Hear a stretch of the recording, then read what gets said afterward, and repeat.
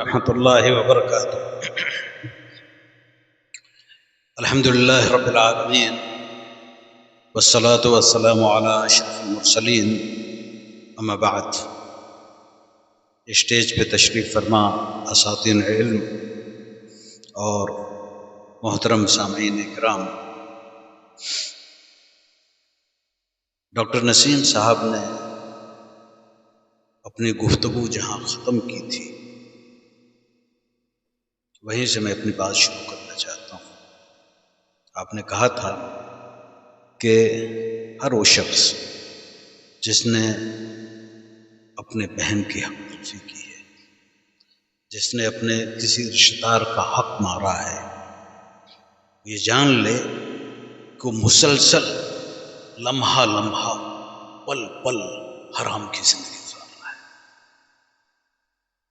یہاں بیٹھے ہوئے جتنے لوگ ہیں، میں نہیں جانتا کہ ان میں سے کون اتنے بڑے جرم کا مجرم ہے اور کون نہیں ہے، لیکن یہ بات ایسی ہے کہ اسے ہر جگہ پہنچنا چاہیے، ہر جگہ پہنچنا چاہیے۔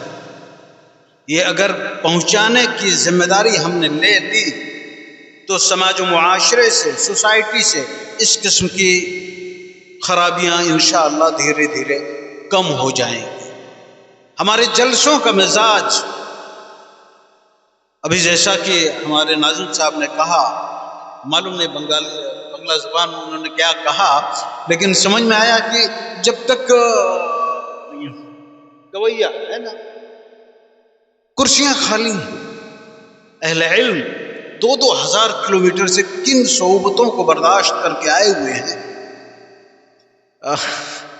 جب مجمع بھرا ہوا تھا تو میرے دل میں ایک خیال آیا کہ اپنے رفیق کار شیخ شمیم سے میں کہوں کہ ادارے کے مین گیٹ کو تالا لگا دیں تاکہ سب لوگ بیٹھیں اور سنیں، اس لیے کہ سننا ضروری ہے۔ سنیں، کسی اور کی بات نہیں، سنیں اللہ کی بات، سنیں اللہ کے رسول کی بات، کہ اس اسٹیج سے اللہ اور اس کے رسول کے علاوہ اور کسی کی بات نہیں کی جاتی ہے۔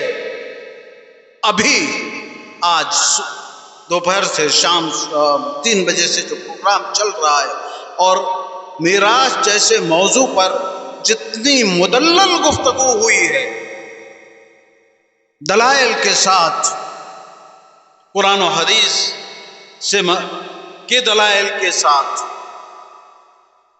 اس کو سننے کے بعد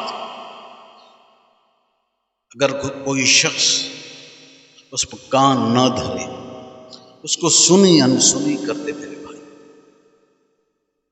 جانتے ہیں وَمَنْ أَظْلَمُ مِمَّنْ ذُكِّرَ بِآيَاتِ رَبِّهِ فَأَعْرَضَ عَنْهَا وَنَسِيَ مَا قَدَّمَتْ يَدَاهُ إِنَّا جَعَلْنَا عَلَىٰ قُلُوبِهِمْ أَكِنَّةً أَن يَفْقَهُوهُ وَفِي آذَانِهِمْ وَقْرًا وَإِن تَدْعُوهُمْ إِلَى الْهُدَىٰ فَلَن يَهْتَدُوا إِذًا۔ سمجھ رہے ہیں؟ قرآن کریم کی یہ آیت ہمارا ایک بہت بڑا مسئلہ ہے، بہت بڑا مسئلہ ہے ہمارا کہ ہم قرآن کو سمجھتے نہیں۔ وہ کتاب ہدایت جو اللہ رب العزت نے ہمیں مینول کی حیثیت سے دی تھی، اگر ہم واقعتاً مسلمان ہوتے، جملہ میرا سنیے گا، واقعتاً ہم نے لا الہ الا اللہ محمد رسول اللہ کہہ کر یہ سمجھ لیا کہ ہم مسلمان ہو گئے اور جنت ہمارے کھاتے میں آ گئی، اتنا آسان نہیں ہے میرے بھائیو۔ ہم نے لا الہ الا اللہ کے مفہوم کو نہیں سمجھا، ہم نے نماز کے مفہوم کو نہیں سمجھا، ہم نے زکوٰۃ کے مفہوم کو نہیں سمجھا، ہم نے حج اور رمضان کے مفہوم کو نہیں سمجھا۔ ہم نے تو وراثت میں جو کچھ پایا ہے اس پر ہم عمل کر رہے ہیں۔ اگر لا الہ الا اللہ کے معنی و مفہوم اگر ہم جانتے رہتے تو یقین مانیے آج صورتحال یہ نہیں ہوتی۔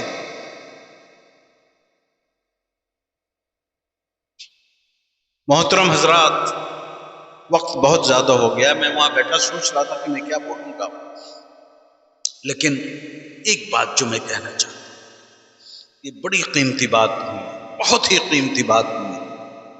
اگر یہ چند بچے کھچے حضرات یہ اگر یہاں بیٹھے ہوئے یہ طے کر لیں، ہم نے تو ابھی طے کیا، ابھی ڈاکٹر صاحب سے ہم بات کر رہے تھے اور آپ کی تحریک کہ ہم اس تحریک کو شیخ شمیم صاحب ہم لے کے ملک ملک گھومیں، ہم قریہ قریہ شہر شہر جائیں گے انشاءاللہ، اور ہم اس تحریک کو زندہ کریں گے۔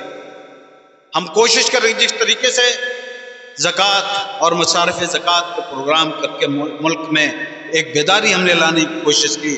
میراث ایک سلگتا ہوا مسئلہ ہے، اور یہ مسئلہ ایسا ہو گیا ہے کہ میں بتاؤں لوگ کہتے ہیں کہ ویسے ہی تقسیم ہوگا جیسے ابا نے کہا ہے، ہم شریعت اور ریت نہیں جانتے۔ ایک مسلمان، میں نے کہا نا کہ افسوس لا الہ الا اللہ کا معنی نہیں جانتے۔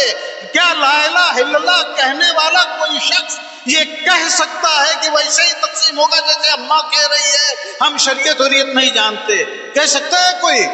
لیکن معاشرے میں کہا جا رہا ہے، اس لیے کہا جا رہا ہے کہ وہ دین کا احساس زندہ نہیں ہے، دین اندرونی طور پر مر چکا ہے۔ ہم نے اپنے لباس کو دین کا ایک حصہ سمجھ لیا، ہم نے اپنی ظاہری شکل و صورت کو دین کا حصہ سمجھ لیا، ہم نے نماز پڑھنے کو دین کا حصہ سمجھ لیا، ہم نے زکوٰۃ روزہ حج کو دین کا حصہ سمجھ لیا۔ میرے بھائیوں، یہ عبادتیں اگر انسان کے زندگی پر اثر نہیں ڈالتی تو جان لیجئے یہ عبادتیں نہیں، عادتیں ہیں۔ یہ آپ کی عادتیں، کیا بات ہے کہ لوگ نماز بھی پڑھتے ہیں، جھوٹ بھی بولتے ہیں، نماز بھی پڑھتے ہیں، غیبت بھی کرتے ہیں، نماز بھی پڑھتے ہیں، بہنوں کا حصہ بھی مارتے ہیں، نماز بھی پڑھتے ہیں اور یہ بھی کرتے ہیں اور وہ بھی کرتے ہیں۔ ان الصلاۃ تنہی عن الفحشاء والمنکر، یہ رب کریم کا فرمان ہے کہ نماز فحش اور منکر کام سے روک دیتی ہے۔ کون سی نماز پڑھی آپ نے بھائی؟ کون سی نماز پڑھی؟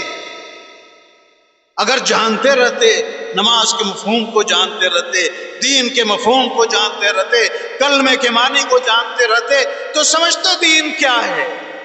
لا الہ الا اللہ کے دعوے داروں، اللہ سے محبت کی دعوے داری کرتے ہو، اللہ کے کلام سے محبت یہ رکھتے ہو، یہ کیسی دغا ہے، یہ کیسی بے وفائی ہے، اور یہ کس کو دھوکہ دینا ہے؟ تقاضا تھا اللہ سے محبت کا، اللہ کے رسول صلی اللہ علیہ وسلم سے محبت کا۔ ہم نے یہ سمجھ لیا کہ آئی لو محمد کا بینر اٹھا کے ہم محبت کے دعوے دار بن جائیں گے۔ کہاں ہم گھوم رہے ہیں؟ یہ کیا میں بتاؤں، ہمارے سیاسی اور چھوٹے قد بونے قد کے کہوں، بونے قد کے سیاسی لیڈروں کی سیاسی چال ہوتی ہے اور امت ان کے پیچھے پیچھے چل پڑتی ہے۔ ہاتھ میں بیڑی ہے، ایک ہاتھ میں بیڑی ہے، ایک ہاتھ میں آئی لو محمد ہے۔ یہ محمد سے محبت نہیں، یہ محمد کی توہین ہے صلی اللہ علیہ وسلم۔ اگر دین کو صحیح معنوں میں سیکھنا اور جاننا ہے تو تعلیم کی طرف آئیے، خود پڑھیے چاہے کتنی بھی عمر ہو گئی ہو، اگر پیر قبر میں لٹکا ہوا ہے تب بھی دین کو سیکھ کے جائیے، یہ حکم ہے رب کا۔ اگر قوم پڑھی رہتی، اور اسی لیے اس چیز کو سمجھیے کہ اللہ رب العزت نے سب سے پہلی جو آیت نازل کی وہ اقرا کہا۔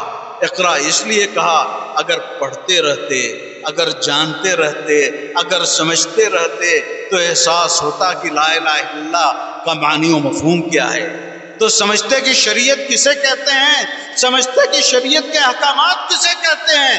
اتنے بڑے بڑے جلسوں کی ضرورت نہیں ہوتی، ہفتے میں جو ایک دن جمعہ کو خطبہ ہوتا ہے نا، یہ خطبہ امت کی اصلاح کے لیے کافی ہوتا۔ معلوم نہیں کتنے خطبے ہو چکے، میری عمر 60 سال ہو گئی ہے، اگر 10 سال کی عمر سے میں جمعہ کے خطبے سن رہا ہوں تو 40 سال انٹو 56 مور دین 2000۔ اسی طریقے سے آپ لوگ اپنی عمر کے لحاظ سے حساب کتاب کر لیجئے کہ ہم نے کتنی دفعہ دو ہزار 2,500 دفعہ جمعہ کے خطبات میں حاضر ہو کر اللہ اور رسول کی باتیں سنی، لیکن دل ہے کہ مانتا ہی نہیں، دل سننے کو تیار نہیں۔ کیوں ہے؟ اس لیے وہ کلمے کی جو تاثیر تھی وہ دل کے اندر اتری نہیں۔ زبان سے کر کیا توحید کا دعویٰ تو کیا حاصل؟ بنایا ہے بت پندار کو اپنا خدا تو نے۔ اس بت پندار کو نکالیے، حقیقی مسلمان بنیے، اور جب تک تبدیلی کی بات ہم نہیں کریں گے اور جب تک تبدیلی لانے کے لیے ٹھانیں گے نہیں، میں نے ابھی بات جو شروع کی تھی اسی چیز سے شروع کی تھی کہ اس احساس کو لے کے جائیے۔ یہ سماجی برائی نہیں، یہ تو ہمارے دین کے اندر کی کمی ہے نا۔ غیرت ختم ہو گئی ہمارے اندر سے۔ غیرت کا ہمارے اپنے رشتہ داروں میں، ہمارے اپنے خاندان میں، ہمارے اپنے محلے میں، ہمارے اپنے دوستوں میں یہ ظلم ہو رہا ہے، اور ہم دوستی بھی برقرار رکھے ہوئے ہیں اور رشتہ داری بھی برقرار رکھے ہوئے ہیں، آنا جانا بھی ہے، اٹھنا بیٹھنا بھی، ہنسی مذاق بھی ہے، ذرا بھی احساس نہیں ہوتا کہ اللہ کی شریعت کا مذاق اڑایا جا رہا ہے، احساس نہیں ہوتا ہے، اس لیے کہ غیرت مر چکی ہے، احساس مر چکا ہے۔ حضرت ابو بکر رضی اللہ تعالیٰ عنہ کا جملہ یاد، ایوم خس الدین وانا ہے، کیا میرے جیتے جی دین کے اندر کوئی کمی لائی جائے گی؟ آپ کے پڑوس جانے دیجئے، ہمارے آپ کے گھروں میں، ہمارے اپنے خاندانوں میں، ہمارے اپنے رشتہ داروں میں کتنی بہنوں کے حقوق مار لیے گئے، کتنی خواتین کے حقوق مار لیجئے، کتنے بھائیوں کے ساتھ ظلم ہوا۔ اس ظلم پر ہم خاموش ہیں، ہم خود اس میں مبتلا ہوتے ہوئے نظر آ رہے ہیں۔ میرے بھائیوں، یہ محض دینی غیرت کی کمی کی وجہ سے ہے۔ اس غیرت کو زندہ کیجیے، اس غیرت کو، یہ میری، آپ کی اور ہم سب کی ذمہ داری ہے۔ امر بالمعروف اور نہی عن المنکر، یہ ہمارا وہ فریضہ ہے جس کو بعض علماء دین کا چھٹا رکن کہتے ہیں۔ گو کہ دین کے 5 ارکان ہیں، لیکن اس کی اہمیت کے پیش نظر اسے چھٹا رکن کہا جاتا ہے۔ اتنے بڑے بڑے اساتذہ علم کی گفتگو آپ نے سنی، کل اللہ آپ سے پوچھیں گے۔ یہ باتیں لے کے جائیے، اپنے گھروں میں جائیے، اپنے رشتہ داروں میں جائیے، اپنے خاندانوں میں جائیے، اپنے محلوں میں، اپنے عیسیٰ و اقارب میں ان باتوں کو پھیلائیے۔ کہیے اس شخص کو پکڑ کر کہ بھائی تم مسلسل حرام کاری میں ہو، اگر تم نے اپنے بہن کا حصہ کھایا ہے تو تم حرام خور ہو، اور آج سے میرا تمہارا رشتہ منقطع ہوتا ہے جب تک یہ حرام کاری چھوڑو گے نہیں۔ یہ غیرت اگر زندہ ہے سینوں میں تو یہ بات لے کے جائیے اور کہیے۔ یہ کہنے کی ہمت ہوگی تو قوم دوبارہ اپنے پیروں پہ کھڑی ہو سکتی ہے، قوم دوبارہ اس عزت و رفعت کے مقام کو پہنچ سکتی ہے جس کے بارے میں اللہ رب العزت نے فرمایا تھا انتم الاعلون ان کنتم مؤمنین۔ اپنے ایمان کا، ایمانی غیرت کا جائزہ لے لیجئے کہ یہ غیرت اگر زندہ ہے تو اللہ کا وعدہ زندہ ہے کہ عزت و سربلندی ہمارا مقدر بنے گی۔ میرے بھائیوں، اپنی اہمیت کو سمجھیے، اپنی اس ذمہ داری کو سمجھیے، اور سماج میں پنپتی ہوئی اس بیماری کو، اور اس جیسی ایک ہی بیماری کی بات کیوں کریں میرے بھائیوں؟ صرف میراث ہی کا مسئلہ نہیں ہے، نمازوں کا ہمارا مسئلہ دیکھ لیجیے، ہمارے زکوٰۃ کا مسئلہ دیکھ لیجیے۔ 1-2 زخم نہیں، سارا بدن ہے چھلنی، زخم درد بیچارہ پریشان ہے کہاں سے اٹھے، کس کی بات کریں گے؟ اور اگر نچوڑ کے لحاظ سے دیکھا جائے تو صرف ایک چیز کہ جو دینی غیرت و حمیت ہمارے اندر ہونی چاہیے تھی، اور جو دین کو جس طریقے سے سمجھنے کی ضرورت تھی وہ ہمارے اندر نہیں ہے۔ اللہ رب العزت سے دعا ہے کہ اللہ تعالی ہمیں اس کی توفیق عطا فرمائے، ہمارے اس بیٹھنے کو قبول فرمائے۔ یہ جلسہ، اس جلسے کو عام موسمی جلسوں کی طرح مت سمجھیے میرے بھائیوں، موسمی جلسوں کی طرح مت سمجھیے۔ یہ وہ علماء کرام نہیں ہے جو لفافوں کے وزن کے مطابق بولتے ہوں، یہ وہ علماء نہیں ہے، انہوں نے اپنا جگر نچوڑا ہے میرے بھائی، اپنا جگر نچوڑا ہے۔ ان کی محنتوں کی لاج رکھیے، اپنے اندر وہ غیرت موجود ہے، اس غیرت کو اٹھائیے، جھنجھوڑیے، اور دین کی اس آواز کو لے کر نکلیے۔ اور یہ علاقہ ایک منارہ نور بن جائے، یہاں سے یہ جو تحریک اٹھی ہے چلے اور قریہ قریہ شہر شہر چلتی چلی جائے، اور ملک میں وہ نظام بن جائے کہ کوئی بہن آج کے بعد محروم نہ رہے، کوئی بھائی مظلوم نہ ہونے پائے، لوگوں کو ان کا حق ملے۔ اور صرف وراثت ہی کی بات نہیں، زکوٰۃ کی بھی ہم بات کریں، نماز کی بھی ہم بات کریں، روزہ حج و زکوٰۃ کی بھی ہم بات کریں کہ یہ سب دین کے بنیادی چیزیں ہیں۔ اللہ سے دعا ہے کہ اللہ تعالی ہمیں اس کی توفیق عطا فرمائے۔ وآخر دعوانا الحمد للہ رب العالمین، والسلام علیکم ورحمۃ اللہ وبرکاتہ۔